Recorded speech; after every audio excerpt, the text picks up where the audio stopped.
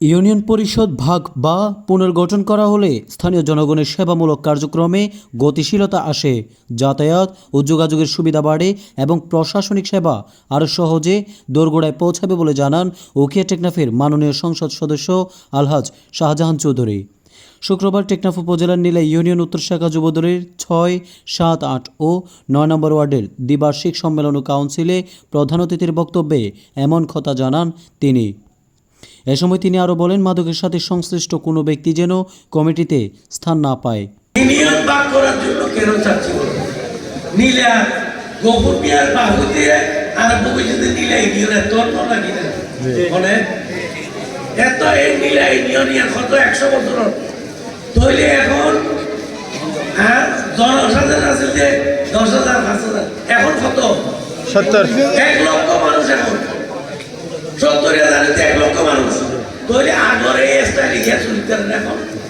তারপরে অনুবাদ তোমার নিজেরা চিন্তা করেছ আর তোমার ঘর যদি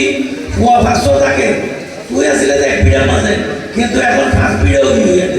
क्या ৫০০ অনেক করা হচ্ছে এখন অনেক ইউনিয়নগুলিতে অনেক মানুষ, সুতরাং এগুলিকে বিভক্ত করে না দিলে আপনারা এখন তো ৯ জনে আপনাদেরকে বিচার আচার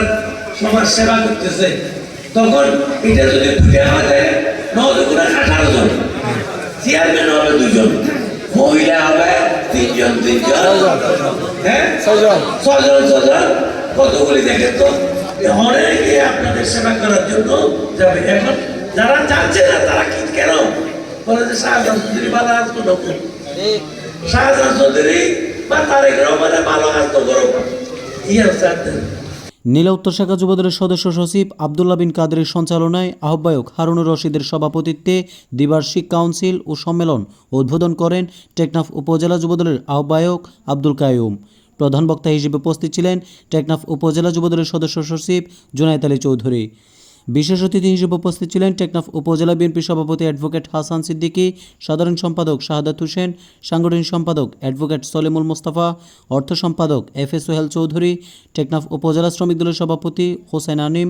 টেকনাফ উপজেলা কৃষক দলের সভাপতি গিয়াস উদ্দিন, স্বেচ্ছাসেবক দলের সভাপতি অ্যাডভোকেট রশিদুল আলম চৌধুরী, নীলা উত্তর শাখা বিএনপি সভাপতি শাকের আহমদ, সদস্য সচিব নুরুল আজিম সোহেল,